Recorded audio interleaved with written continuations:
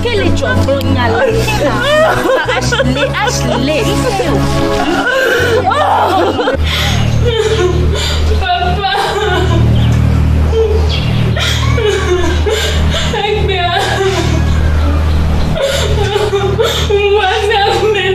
Papa.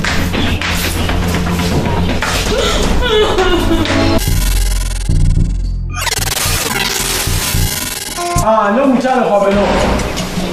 Non mi c'è la roba no, la ligome o. Quando me le capu.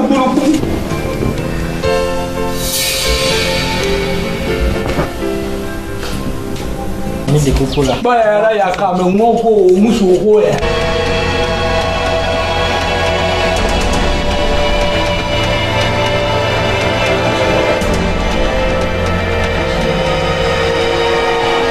Não alguém me fala.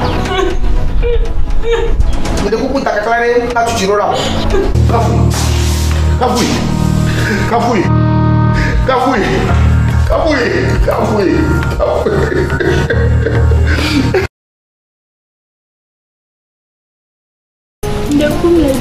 Mekanya amuro.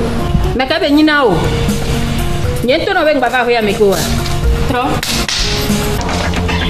Opo nke gbana na we. Papa nke gbajo. Amu le le alo.